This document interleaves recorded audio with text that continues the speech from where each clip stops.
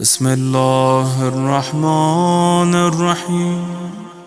تمام تر حمد و ثنا اس ذات پروردگار کے لیے کہ جس نے ہم جیسے گناہ گاروں کی ہدایت کے لیے معصوم نظام بنایا اور ایسی ہستیوں کو انتخاب کر کے ہمارے لیے باعث ہدایت اور باعث نجات قرار دیا کہ جو دنیا کی کسی یونیورسٹی کے محتاج نہیں، آدم سے لے کے خاتم تک اور علی سے لے کر مہدی تک خود اس اللہ کے پڑھائے ہوئے اور اسی کے بھیجے ہوئے ہیں۔ یہ سب سے بڑا مقام ہے کہ جن ہستیوں کو اللہ نے ہماری ہدایت کے لیے بھیجا ہے انہیں خود علم دے کے نوازا ہے۔ بہت ساری چیزیں ہوتی ہیں، بہت ساری ایسی گفتگو اور پیچیدہ باتیں ہوتی ہیں جو ممبر پہ نہیں کرنی چاہیے، لیکن کوشش کرتا ہوں کہ آج کا دور ایسا ہے، آج کے جوانوں تک وہ سارے حقائق پہنچائے جائیں۔ ایک زمانہ تھا ہمارا فضائل سے شروع ہوتے تھے اور مصائب پہ مجلسیں ختم ہو جاتی تھی، لیکن آج کا دور، آج کا زمانہ کچھ اور تقاضا کر رہا ہے۔ ہمیں اس سے بھی اگلی منزل کی طرف جانا ہوگا، اس سے بھی اگلے رستوں کی طرف جانا ہوگا، کیونکہ ہمارا ایمان ہے، ہمارا یقین ہے کہ منبر امام حسین ہماری سب سے بڑی درسگاہ ہے۔ منبر امام حسین ہماری سب سے بڑی یونیورسٹی ہے۔ اگر کوئی بندہ آپ سے سوال کرے کہ امام اور امام کے علم کے درمیان رشتہ کیا ہے، تو اس کو سمجھانے کے لیے ایک بڑی چھوٹی سی مثال دیتا ہوں، اس کو سمجھا دیجئے گا۔ اس کو کہنا کہ ہم جن ہستیوں کو امام مانتے ہیں، جن کو ہم نے راہبر مانا ہے، جن کو اپنا قائد مانا ہے، ان کو اللہ نے امام بنا کے بھیجا ہے، اور ان کے وجودوں میں علم ایسے بستا ہے، اس طرح ان کے وجودوں کے اندر رہتا ہے۔ اگر اسے سمجھنا چاہتے ہو تو پانی اور تری کا رشتہ دیکھ لو۔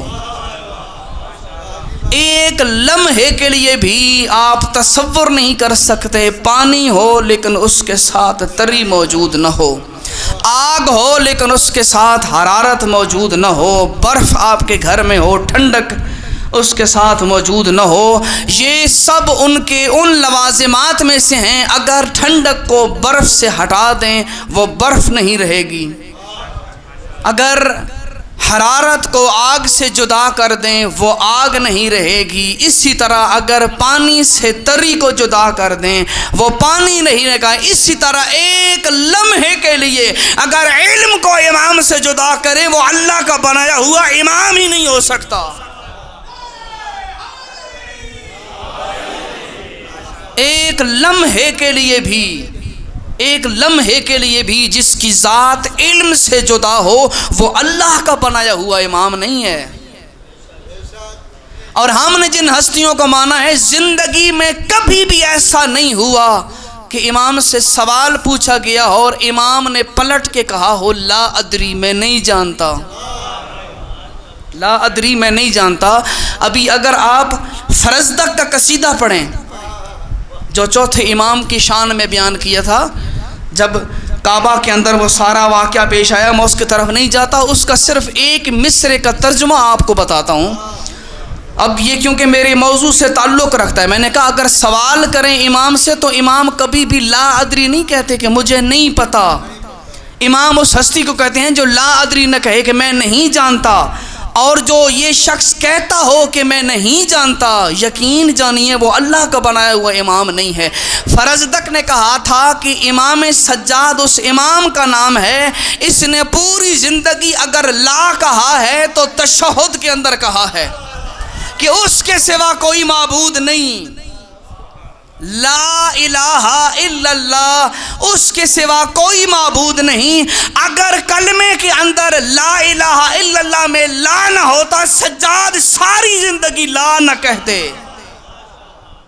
صرف اس کی نفی کے لیے کہتے ہیں لا، اس کے سوا کوئی معبود نہیں، باقی پوری زندگی کے اندر ہو ہی نہیں سکتا امام ہو اور علم کے بارے میں آگاہی نہ رکھتا ہو۔ اور کیسے ہو سکتا ہے وہ علم سے جدا ہو؟ بھائی علم جن کی چوکٹ پہ پلتا ہو، علم جن کی چوکھٹ پہ پلتا ہو، نہج البلاغہ اٹھا کے دیکھ لیں، میرے الفاظ نہیں، مولا کائنات نے فرمایا ہے اور اہل بیت کی تعریف کرتے ہوئے فرمایا ہے کہ یہ کوئی عام ہستیاں نہیں، ہم عیش العلم و موت الجہل، آل محمد علم کے لیے باعث حیات ہیں، موت ہیں جہالت کے لیے، علم کے لیے باعث حیات ہیں، جہالت کے لیے موت ہیں۔ اور مولا کا کیا خوبصورت جملہ ہے نہج البلاغہ میں، کہتے ہیں انا لامراء الکلام، ہم اقلیم سخن کے فرما روا ہیں، ہم اقلیم سخن کے فرما روا ہیں۔ یہ علم ہے خدا کا دیا ہوا جو ان ہستیوں کے اندر بولتا ہے۔ یقین جانیے آج اتنی ترقی ہونے کے باوجود بھی سائنس آل محمد کے بتائے ہوئے رستے سے ایک قدم آگے نہیں جا سکی۔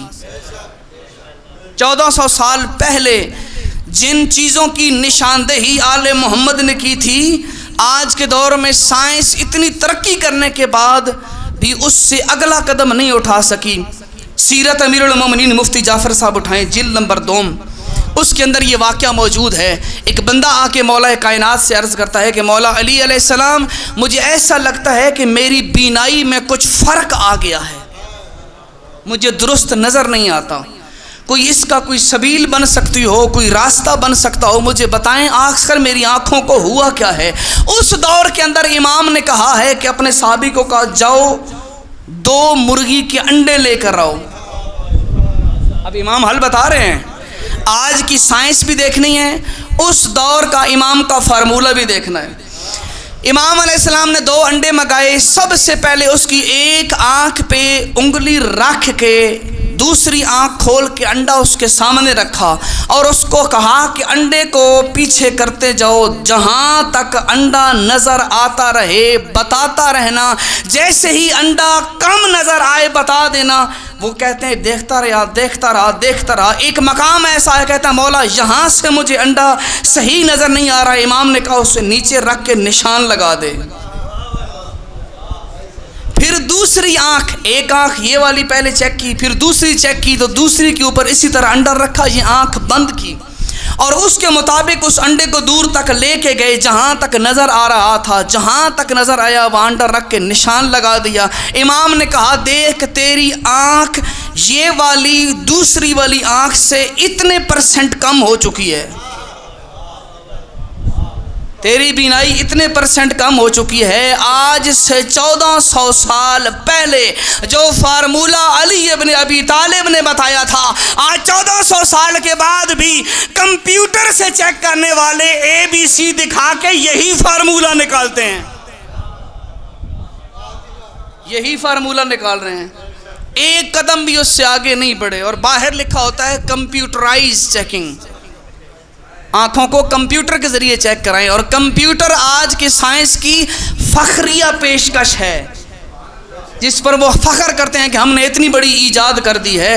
کہتے ہیں آج بھی اس سے ایک قدم آگے نہیں بڑھ سکی۔ یہ تو ہمارا افتخار ہے، ہمیں امام ملے ہیں تو اللہ کے بنائے ہوئے اور اس کے سکھائے ہوئے امام ہیں۔